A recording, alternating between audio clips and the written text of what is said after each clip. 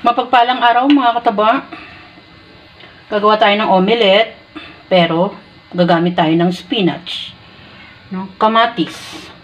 Meron tayo ditong itlog. Yan. Tapos ang ating salt and pepper nandito sa tabi. Kasama ng ating konting pampalasa na Ajinomoto. Meron tayong meatloaf. Yan. Fry muna natin ang ating meatloaf. Kasi yan, pag-aanuhin lang natin yan, ilalagay natin sa ibabaw.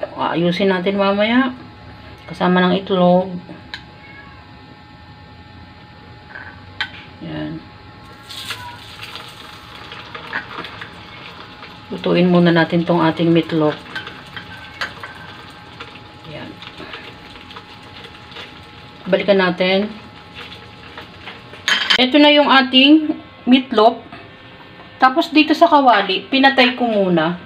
In-arrange ko na yung ating kamatis sa ilalim. Tapos sumunod naman ay ang ating spinach. Tapos maglagay tayo ng paminta. Yan. Konting ano lang. Ajinomoto. Pampalasa. Salt. Konti lang din. Hugas muna tayong kamay. Pwede na natin ilagay ang ating meatloaf sa ibabaw. Yan na, malinis ang kamay ko. Dahil, bago tayo humawak ng pagkain, kailangan nating maghugas. Dahil, syempre, pagkain yan. Pwede na natin i-open ang ating kalan. Mahinang apoy lang.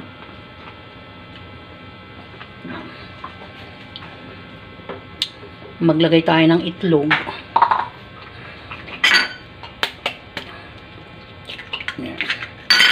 Huwag natin basagin. Yun.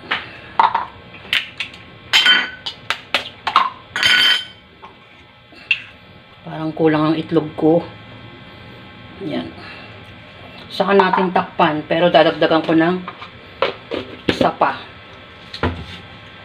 Yan. Pabayaan lang natin maluto ng konti. Pabayaan lang natin maluto yung egg. At maglagay tayo ng konting asin. Konti lang.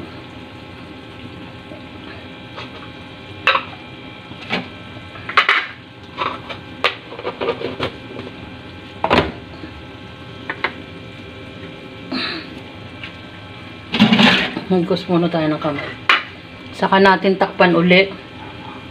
Saka natin takpan uli. Maya-maya luto na yan.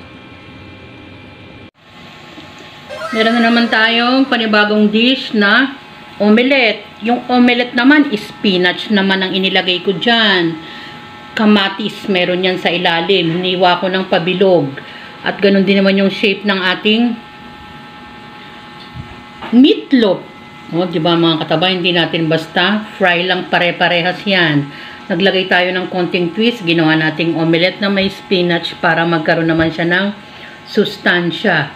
Simpleng dish mga kataba, ginagawa natin ng paraan at maiba naman ang ating mga niluluto na hindi lang basta-basta omelette or piniprito natin ng egg. Enjoy, kumain at maging masaya. Salamat sa panonood! At bye! Ingat mga kataba!